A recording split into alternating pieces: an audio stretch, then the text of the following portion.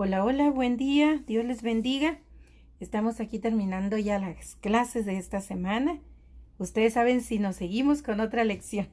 Esta semana ya con esta clase terminamos esta lección y este tema, acuérdense que estamos hablando de cómo lidiar con nuestras emociones, con nuestros estados de ánimo y luego después vimos que nuestros estados de ánimo, aunque no queramos, a veces afectan a otras personas con las que convivimos. Vimos también que ese clamor que hay en medio de las situaciones complicadas cuando no tenemos autocontrol de nuestras emociones, nuestros estados de ánimo pueden hacernos o bien orillarnos a ofender a Dios. Por eso tenemos que tener mucho cuidado de obedecer al Espíritu Santo cuando nos indica que estamos excediendo el límite de lo que a Dios le agrada. Y para eso es necesario conocer la palabra de Dios. Primero tener al Espíritu, porque si no, no tenemos al ayudador. Y luego conocer la palabra de Dios para saber qué le agrada y qué le desagrada. Y por último, vamos a ver, dice, entregando toda situación en la mano de Dios. Así como nos dice Pedro, el apóstol Pedro nos dice en primera de Pedro 5:7 que echad todas vuestras ansiedades, nuestras angustias, nuestros problemas en las manos de Dios, porque Él tiene cuidado de nosotros. Pues ahora también vamos a ver que Marcos nos dice que entreguemos al Señor toda situación. Y vamos a ir a Marcos 14 a leer solamente el versículo 39. Y dice el versículo 39, ¿recuerdan ese pasaje que hemos venido leyendo toda la semana que dice que el Señor fue a orar y le pidió al Padre? Abba, Padre, le dijo, que pase de mí esta copa, mas no se haga mi voluntad, le dijo, sino la tuya. Pero hoy vamos a hablar solo de un versículo bien cortito. Cuando el Señor regresa y encuentra a sus discípulos que no habían velado ni orado, les dice, velad y orad para que no entréis en tentación. El espíritu a la verdad está dispuesto, pero la carne es débil. Así nosotros cuando nos enojamos, cuando estamos en un problema, el espíritu nos avisa, nos hace de alguna manera darnos cuenta que estamos mal. Ahí es donde entra nuestra obediencia como hijos de luz. En ese momento es que nosotros nos sujetamos a Dios y aunque sintamos tristeza, dolor, enojo, debemos depositarlo todo en las manos de Dios para no ofenderle como queriendo morir, queriendo vengarnos, queriendo hacerle lo mismo al otro y no caer en depresión ni caer en cólera, como vimos en la clase pasada que Moisés entró en cólera, pero vemos también al profeta Elías deprimido. Entonces, tanto aquel que entra en enojo, desbordante, que se quiere vengar, que quiere hacer lo mismo, que quiere hacer daño, como el que entra en depresión y se cae, no se levanta. De las dos posiciones que tomemos están mal ante los ojos de Dios, porque ninguna de las dos viene de Dios. Es natural enojarse, pero tener esas actitudes no es natural. Sabemos de quién viene, del enemigo de Dios. Por eso es que las debemos evitar. Y el que tiene el Espíritu Santo inmediatamente se da cuenta que eso no es correcto. Y ahí entra la obediencia. Obedecemos la voz del Espíritu y no ofendemos a Dios. Y aquí el Señor le dice en el 39, que es lo que nos corresponde leer, dice, otra vez fue y oró, diciendo las mismas palabras. Es un versículo tan cortito y donde nos dice que el Señor una y otra vez vino, los encontró durmiendo, se regresó y oró. Vino, los encontró durmiendo, lo reprendió, se regresó y oró. Pero cuando oró, las mismas palabras. ¿Qué estaba haciendo Jesús repitiendo el mismo proceso? Estaba manteniéndose en el Padre Celestial. Pues nosotros también. Me enojé ayer, pero me detuve, no entré en cólera, fui y oré para que Dios me quitara el enojo y no entrar en cólera. Me enojé hoy, otra vez, siempre acudir a quién, pues al único que nos va a ayudar a tener control sobre cualquier cosa que venga que no sea de Dios. Y el escritor nos dice, frente a lo que estaba viviendo nuestro Señor Jesucristo, él seguía clamando de la misma manera al Padre Celestial: Padre mío, si es posible que pase de mí esta copa, pero no sea como yo quiero, sino como tú, hágase tu voluntad. Vemos aquí entonces que aquello que estaba viviendo nuestro Señor Jesucristo no lo llevó a tomar alguna otra decisión, sino la única que debemos hacer hoy día: orar y seguir confiando en Dios en medio de toda adversidad. Me pongo a pensar cómo nos sentiríamos nosotros si supiéramos que en breve vamos a morir. ¿Cuáles serían nuestros estados de ánimo? Pero lo más importante aún es ¿qué haríamos en esos precisos momentos? ¿Qué haría usted, mi hermano? ¿Alguna vez ha pensado eso? ¿Qué haría usted si el médico le dice que le queda un mes, 3 días, una semana? ¿Qué haría? Dice, ¿cuáles serían nuestros estados de ánimo? ¿Cómo reaccionaríamos? Muchas personas deciden tomar decisiones tan apresuradas en aquellos momentos en los que están experimentando diversos estados de ánimo. Luego después se arrepienten de esas actitudes. Esto pues los mete en un círculo vicioso de ofender y arrepentirse, ofender y arrepentirse. Y eso no agrada a Dios. No agrada a Dios. Esto pues por lo general les conlleva a situaciones que les causan una aflicción más profunda y empiezan a vivir en incertidumbre, amargados, deprimidos, de tal forma que la actitud que tenían antes de actuar bajo esa determinada situación ha quedado atrás y la de hoy viene a ser peor que la de antes. Lo mejor que podemos hacer siempre va a ser orar, orar y orar. Recordemos que Dios oye siempre el clamor de su pueblo, el clamor de cada uno de sus hijos, pero es necesario ser hijo y responde en el tiempo que Él lo ha establecido en su santa y perfecta voluntad. Y vamos a ir a Jeremías 33:3, que ese ustedes lo deben de saber de memoria, donde el profeta Elías, Dios le dice: clama a mí y yo te responderé. Vamos a leerlo. Jeremías fue un profeta muy despreciado. Nadie le escuchaba, nadie le prestaba atención, se burlaban de él, lo menospreciaban, se reían, lo ignoraban.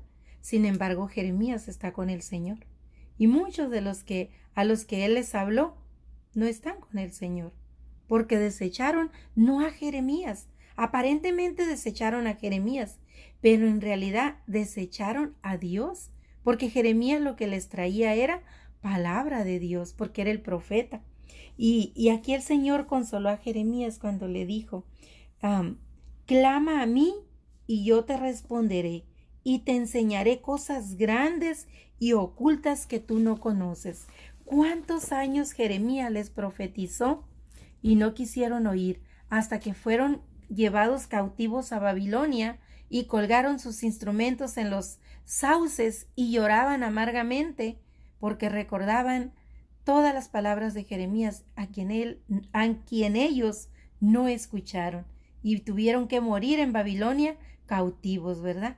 Y cómo pudieron ser testigos de que se destruyó la ciudad de Jerusalén. Entonces, hoy día también hay muchas personas hablándonos de la palabra de Dios, hablándonos de que nos arrepientamos, que volteemos nuestros ojos al Señor, que vivamos en santidad. Y hacemos lo mismo que se hizo con Jeremías, lo mismo que se hizo con el profeta Elías, lo mismo que se hizo con Noé, lo mismo que se hizo con Jesús. El sentir del hombre sin Dios siempre va a ser lo mismo: rechazar la palabra, siempre. Aparentemente sienten un rechazo por la persona, pero lo que no saben que es el engaño de Satanás. No están rechazando a la persona, porque la persona no es más que un instrumento. Realmente están desechando, rechazando a Dios, no a la persona. El engaño de Satanás es que tú sientes como algo contra la persona que te trae palabra, pero en realidad es que no tienes al Espíritu de Dios para que se sienta esa sed, ese anhelo, esos ríos de agua viva, esa sed de conocer más de la palabra de Dios. Entonces, Dios ha permitido que en la palabra esté todo esto escrito para nosotros, para que nosotros no caigamos en esas situaciones. Ciertamente, Dios respondió a Jeremías. El clamor de nuestro Señor Jesús también fue respondido. ¿Por qué no pasó la copa? Porque era necesario que Él sufriera esa copa, las copas de ira de Dios Padre fueran derramadas sobre nuestro Señor Jesucristo para poder nosotros acceder a la salvación. Esa fue la razón, pero fue oído el Señor. Pero había un pacto entre Él y Dios, y el pacto se cumplió. Gracias a eso nosotros tenemos la esperanza de la vida eterna. Le mostró entonces que su voluntad era que Él dé su vida en rescate por toda la humanidad. Esa fue la perfecta y agradable voluntad de Dios para que hoy nosotros podamos tener la oportunidad de ser salvos. ¿Ven, mis hermanos? La perfecta voluntad que Jesús le dijo a Dios, que no se hiciera su voluntad sino la de Él, fue cumplida. Se hizo la voluntad de Dios Padre y por eso nosotros hoy podemos ser salvos. A continuación veamos los estados de ánimo de algunos personajes de la Biblia y vamos a ver el caso de Asaf. Y ese Asaf, ¿quién era Asaf? Era un salmista de David, era un músico de David. Él, después de 12 años de servicio a Dios, renegó, o sea, cayó en incredulidad, renegó de haber creído en Dios, renegó de su confianza en Dios y sintió envidia de los impíos. O sea, ¿cuántas veces hemos oído a cristianos que dicen, los que no andan en los caminos de Dios les va mejor? Aguas con eso, mis hermanos, porque eso fue el error de Asaf. Él dijo así, dice que sintió envidia, dice la palabra ahí en Salmo 73. Léalo usted en su casa, el Salmo 73 dice que sintió envidia de los impíos. Incluso llegó a decir, verdaderamente en vano he entregado mi corazón a Dios y he lavado mis manos en inocencia. O sea, desechó su creencia, su fe y su santidad. En vano consideró que había vivido en santidad, entregado al Señor. Este varón estaba experimentando un estado de ánimo de queja y reclamo. Estaba deprimido. Al Altísimo le estaba haciendo reclamos, pero esto cambió cuando entró en el santuario de Dios, es decir, al altar, y se dio cuenta cuál era el fin de los impíos. A partir de ahí, Asaf reconoció su error y aceptó que se había equivocado. Se arrepintió Asaf. Asaf se arrepintió de haber sentido envidia por lo que vivían los incrédulos. Así también un determinado estado de ánimo existe entre la iglesia, entre los miembros de la iglesia, que los puede llevar a caer en situaciones insensatas, como el renegar de Dios y entrar en conflicto con ellos mismos y su relación con el Señor. Tengamos cuidado, oremos al Señor pidiéndole templanza, porque la templanza nos mantendrá libres de la tentación de ir hacia el mundo, de ir atrás, de donde ya el Señor nos sacó. Entonces ahí tenemos el ejemplo de este gran músico de David, el salmista Asaf, que llegó un momento que sintió envidia de lo que sucedía en el mundo y quiso ir para allá. ¿Recuerdan la predicación del domingo? Algo de eso se dijo, ¿verdad? De que hay personas que todavía les jala el mundo, aunque estén en la iglesia. Y vamos a terminar con el punto de la ternura de Dios hacia Elías. ¿Recuerdan en la clase anterior que miramos que Elías estaba tan deprimido que le dijo a Dios que le quitara la vida? Pero vemos que Dios tuvo esa ternura, esa misericordia hacia Elías. Dios le respondió a Elías otorgándole lo siguiente. Le dio descanso, aunque parezca increíble el sueño. ¿Se acuerdan que Elías se durmió? Luego un ángel le dio de comer y se volvió a dormir, ¿verdad? ¿Recuerdan eso? Aunque el sueño o descanso físico es también una bendición de Dios. Piense en esto, ¿cuántas personas no pueden dormir? Sus pecados, sus remordimientos no les permiten dormir normalmente.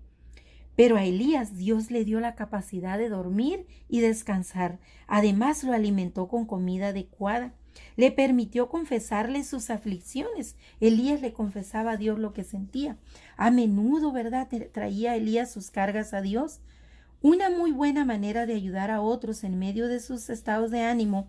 Así pues, Elías explicó a Dios su caso y alivió su depresión. Dios se reveló a sí mismo en sus diversos caminos. El viento, el terremoto, el fuego y la voz suave eran voces de Dios.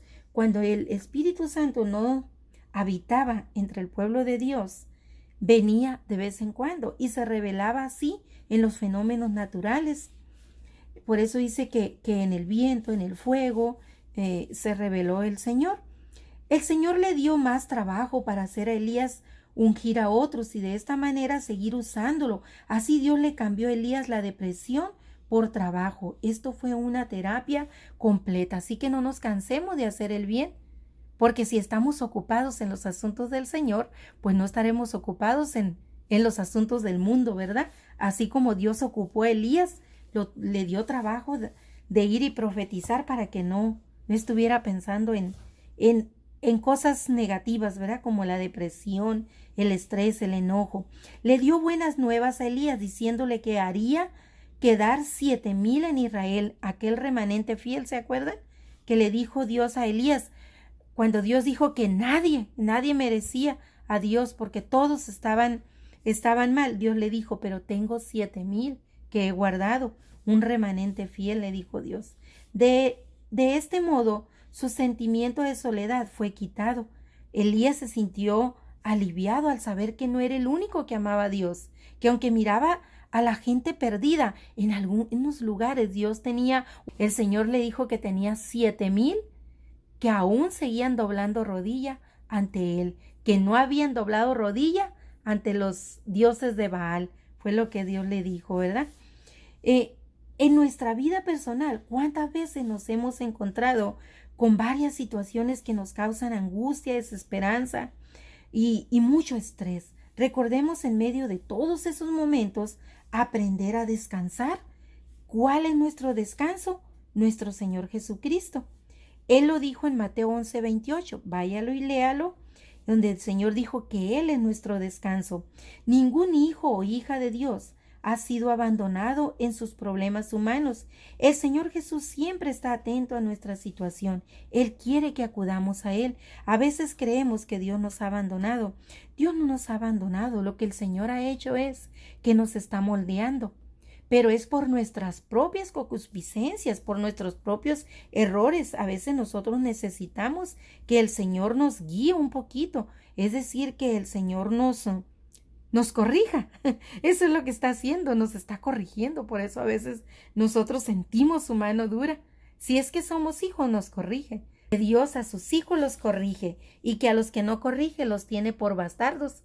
Para terminar, les voy a leer la última cita y única. La otra es muy cortita, un versículo. Primera de Reyes 19, del 1 al 18. Está largo, aguánteme y lea usted también en su casa. Dice: Acab dio a Jezabel la nueva, ya habíamos leído parte de esto en otra clase, la nueva o la noticia de todo lo que Elías había hecho y de cómo había matado a espada a todos los profetas. Entonces envió Jezabel a Elías un mensajero diciendo: Así me hagan los dioses y aún me añadan si mañana a estas horas yo no he puesto tu persona como la de uno de ellos. Viendo pues el peligro, se levantó y se fue para salvar su vida, y vino a Berseba, que está en Judá, y dejó ahí a su criado. Estamos hablando del profeta Elías. Y él se fue por el desierto un día de camino y vino y se sentó debajo de un enebro. Y deseando morirse dijo: Basta ya, oh Jehová, quítame la vida, pues no soy yo mejor que mis padres. Y echándose debajo del enebro se quedó dormido. Y he aquí luego un ángel le tocó y le dijo: Levántate, come. Entonces él miró y he aquí a su cabecera una torta cocida sobre las ascuas y una vasija de agua, y comió y bebió y volvió a dormirse. Ese es el descanso que Dios le estaba dando. Y volviendo el ángel de Jehová la segunda vez, lo tocó diciendo: Levántate y come, porque largo camino te resta. Se levantó pues y comió y bebió, y fortalecido con aquella comida caminó 40 días y 40 noches hasta Horeb, el monte de Dios. Y ahí se metió en una cueva donde pasó la noche. Y vino a él palabra de Jehová, el cual le dijo: ¿Qué haces aquí, Elías? Él respondió: He sentido un vivo celo, pero Jehová Dios de los ejércitos, por Jehová Dios de los ejércitos, porque los hijos de Israel han dejado su pacto, han derribado sus altares y han matado a espada a sus profetas, y solo yo he quedado y me buscan para quitarme la vida. Y él dijo, sal fuera y ponte en el monte delante de Jehová. Y he aquí Jehová que pasaba, y un grande y poderoso viento que rompía los montes y quebraba las peñas delante de Jehová. Pero Jehová no estaba en el viento, y tras el viento un terremoto, pero Jehová no estaba tampoco en el terremoto, y tras el terremoto un fuego, pero Jehová no estaba en el fuego, y tras el fuego un silbido, apacible y delicado. Y cuando lo oyó Elías, cubrió su rostro con su manto y salió y se puso a la puerta de la cueva, y he aquí vino a él una voz suave diciendo, ¿qué haces aquí, Elías? Él respondió, he sentido un vivo celo por Jehová, Dios de los ejércitos, porque los hijos de Israel han dejado su pacto, han derribado sus altares y han matado a espada a sus profetas, y solo yo he quedado y me buscan para quitarme la vida. Y le dio Jehová, le dijo, ve, vuélvete por tu camino, por el desierto de Damasco, y llegarás y ungirás a Hazael por rey de Siria, a Jehú hijo de Nipsí ungirás por rey sobre Israel, y a Eliseo hijo de Safat de Abel Mehoá ungirás para que sea profeta en tu lugar. Y el que escapare de la espada de Hazael, Jehú lo matará, y el que escapare de la espada de Jehú, Eliseo lo matará. Y yo haré que queden en Israel 7,000, cuyas rodillas no se doblaron ante Baal, y cuyas bocas no lo besaron. Partiendo él de ahí, halló a Eliseo, hijo de Safat, que araba con 12 yuntas delante de sí, y él tenía la última. Y pasando Elías por delante de él, echó sobre él su manto. Entonces, dejando él los bueyes, vino corriendo en pos de Elías y dijo, te ruego que me dejes besar a mi padre y a mi madre, y luego te seguiré. Y él le dijo, ve, vuelve, ¿qué te he hecho? Ve, vuelve, ¿qué te he hecho yo? Y se volvió y tomó un par de bueyes y los mató, y con el arado de los bueyes coció la carne y la dio al pueblo para que comiesen. Después se levantó y fue tras Elías y le servía. ¿Se están dando cuenta aquí qué fue lo que pasó? Así como Jesús una y otra vez fue y oró y le dijo las mismas palabras a Dios Padre, hasta que Él le respondió. De la misma forma, el profeta Elías una y otra vez acudió al Señor, ¿verdad? A Jehová Dios. Pero estamos viendo también otra gran enseñanza. Cuando era su tiempo, cómo el Señor le dio a Elías la oportunidad del relevo. ¿Quién le iba a relevar? Eliseo. Y sabemos que cuando Elías fue llevado en un carro de fuego, Él le tiró el manto a Elías, o a Eliseo, para que Eliseo continuara siendo el profeta de Israel. Entonces, vemos ahí la actitud de Eliseo, que Eliseo lo dejó todo lo dejó, incluso la yunta de bueyes que él tenía. Dice que tenía varias y la última la tenía él. Dice que los mató los bueyes y con la madera del arado que estaba arando la tierra, con eso los cocinó y lo ofreció al pueblo. Y a partir de ahí ya nada lo detenía, siguió a Elías. Siempre anduvo ahí pegado a Elías Eliseo, aprendiendo todo lo que Elías le podía enseñar. Y luego ahí vemos después el milagro de la viuda sin nada, ¿verdad? De la vasija la viuda que solo tenía una vasija con un poquito de aceite. ¿Recuerdan ese otro pasaje bíblico? Que cómo Eliseo hace ese gran milagro y otros más que hizo. Entonces, mi hermano, haga usted lo mismo. Mate esos bueyes que lo están deteniendo. ¿Cuáles son los bueyes que lo detienen para no dejarlo todo y seguir al Señor? La moda, la música, los amigos, el qué dirán. ¿Qué es lo que lo detiene para no vivir en santidad? En toda la semana estuvimos viendo cómo darle la honra a Dios en las situaciones difíciles, dejarlo todo en sus manos, como estos grandes hombres lo hicieron. Eso no significa que no nos vamos a sentir tristes, enojados, alegres, que no vamos a tener emociones. sí las vamos a tener. Lo que va a hacer la diferencia es cómo nosotros las vamos a manejar. Esos estados de ánimo no se pueden salir de control. Si nosotros estamos viviendo en santidad, no se van a salir de control porque el mismo Espíritu Santo que da testimonio de nuestra vida en Cristo, ese es el que nos va a revelar que estamos mal y nosotros mismos nos vamos a corregir. Por eso es necesario conocer la palabra, decir que vamos a la iglesia, decir que somos hijos de Dios, pero si no obedecemos al Espíritu y no obedecemos a su palabra, esos son a los que se nos dirá así como como se nos dijo en la predicación: apartados de mí, no os conozco, nunca los conocí. Así se nos dijo en la predicación, ¿recuerdan? Apartados de mí, nunca os conocí. Ese es un texto bíblico que dice que a los que conoció predestinó, y a los que predestinó salvó. Entonces, dejemos que el Señor nos conozca, porque es fácil decir yo conozco a Dios. ¿Dios me conoce? ¿Tengo una relación con Dios? Siempre recuerdo un predicador que pone un ejemplo que dice él que si yo digo que conozco al presidente de los Estados Unidos y toco la puerta de su casa, dice que el servicio secreto me sacará a patadas de ahí, pero aunque yo grite que conozco al presidente. Ese es un ejemplo que pone un predicador muy conocido, pero luego él también dice, en cambio, si el presidente sale y le dice al servicio secreto, déjenlo pasar porque yo lo conozco, hay una gran diferencia. Entonces uno pasa, ¿verdad? Y entra. Así, ese es un ejemplo que él pone también, que nosotros podemos decir, yo conozco a Dios, yo soy hijo de Dios, yo amo a Dios, yo, pero ¿qué dice Dios de nosotros? ¿Nos conoce?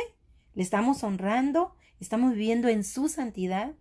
¿Nos estamos guiando por su espíritu, por su palabra? Tenemos muchos días de aquí al domingo para reflexionar en eso. Quédense con esa reflexión, mediten bien, porque para poder llevarle el mensaje a otros tenemos que estar bien nosotros, porque un ciego no puede guiar a otro ciego y tenemos que estar viviendo en la luz nosotros para poder llevarle luz, porque nuestra clase de esta semana empezó diciendo que en algún momento alguien va a acudir a nosotros a pedir ayuda y que tenemos que estar preparados, fuertes para poderle ayudar. ¿Y cómo le ayudaremos si no estamos fuertes espiritualmente? Entonces, a tener control de nuestras emociones y nuestros estados de ánimo de tal manera que agrademos a Dios. Y no se les olvide, seguimos siendo seres humanos y nos vamos a seguir enojando, entristeciendo, pero lo importante es cómo manejarlos sin salirnos de control. Que tengan un bendecido día.